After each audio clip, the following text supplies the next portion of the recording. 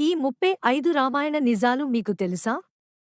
ఆశ్చర్యపెట్టే Ramayana facts తెలుగులో. 1.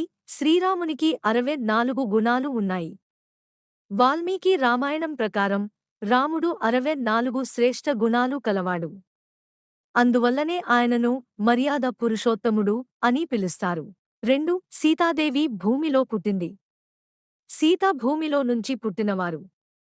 అందువల్లే ఆమె పేరు సీత, అంటే భూమిలో పుట్టినది అన్న అర్థం. 3. రావణకి 10 తలలు అంటే ఏమిటి? రావణకి 11 తలలు అన్నవి శారీరక తలలు కావు. అవి కామం, క్రోధం, లోభం, మోహం, మదం, మత్సర్యం, మనస్సు, బుద్ధి, చిత్తం, అహంకారం. 4.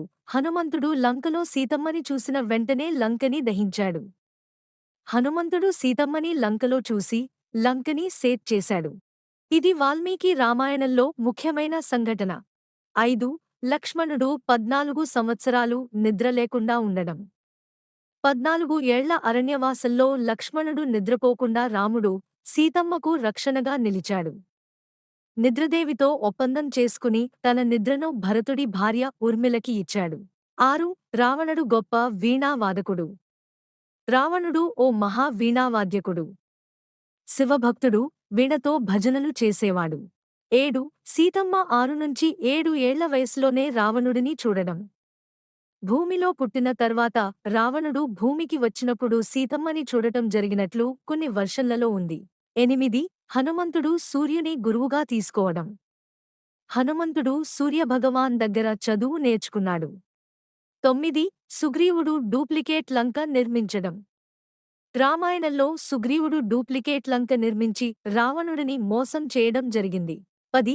రావణుడు చూపించిన హనుమంతుడి తోకను కాల్చినప్పుడు లంకలో గొప్ప రహస్యాన్ని తెలుసుకోవడం.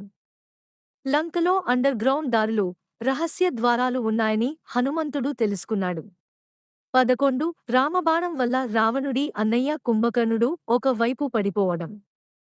కుంభకర్ణుడు 60 అడుగుల ఎత్తు. రామబాణంతో యుద్ధంలో ఒక వైపే పడిపోయాడు. 12. సీతమ్మ రావణుడిని శాపించటం. రావణుడు సీతమ్మను తాకలేదు. అందుకే సీతమ్మ రావణుడిని శపించింది. నువ్వు నన్ను తాకకపోతే నీ అంతం తప్పదు. 13. రావణునికి మోక్షం కలిగించిన రాముడు. రావణుడు మరణించిన తర్వాత రాముడు ఆయనికి మోక్షం కల్పించాడు. చివరి యుద్ధంలో రావణుడు ముఖాముఖి పోరుకు సిద్ధం కాలేదు. 14. హనుమంతుడికి సీతమ్మ వరం ఇవ్వడం.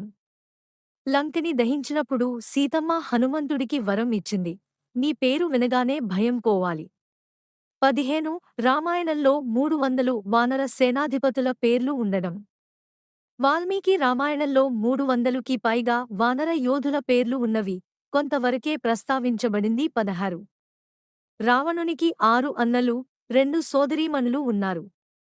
అన్నలు కుంభకర్ణ, విభీషణ, ఖర, దూషణ, అహిరావణ, మహిరావణ. సోదరీమణులు శూర్పణఖ, కుంభిని. 17. సీతాదేవికి భూమిజ, వైదేహి, జనకి అనే పేర్లు ఉన్నాయి.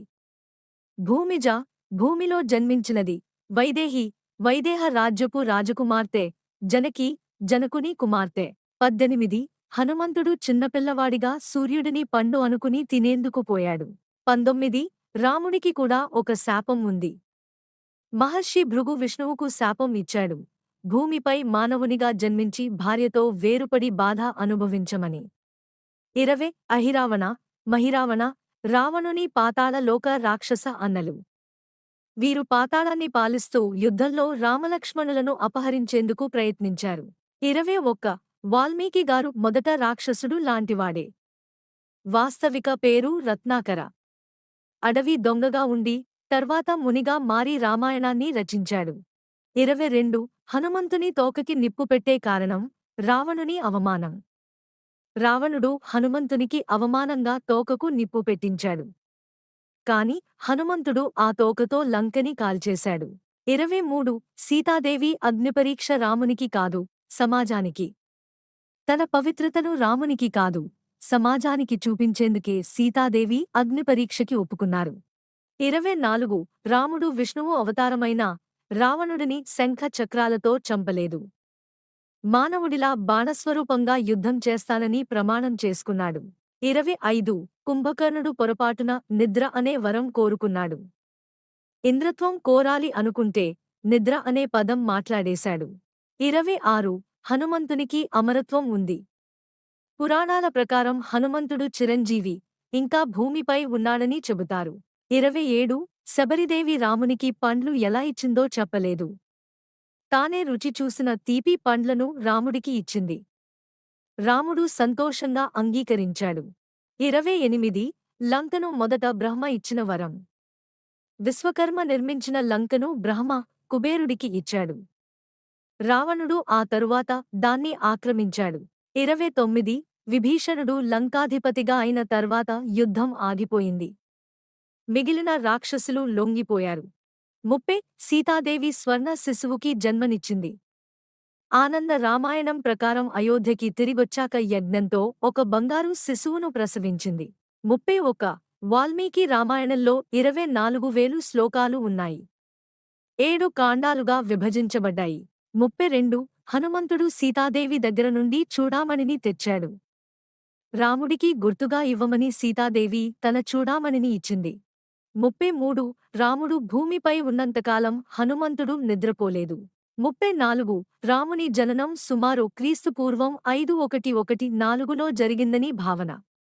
గ్రహనక్షత్రస్థితుల ఆధారంగా కొంతమంది పురావస్తు శాస్త్రవేత్తల అభిప్రాయం. 35 వానరులు కేవలం కోతులు కావు. దేవతలే సృష్టించిన ప్రత్యేక యోధ జాతి. మరిన్ని వీడియోలు చూడాలి అంటే మా ఛానల్ని సబ్స్క్రైబ్ చేయండి, లైక్ చేయండి, షేర్ చేయండి, కామెంట్ చేయండి. అప్పుడే మీకు మరిన్ని వీడియోలు వస్తాయి.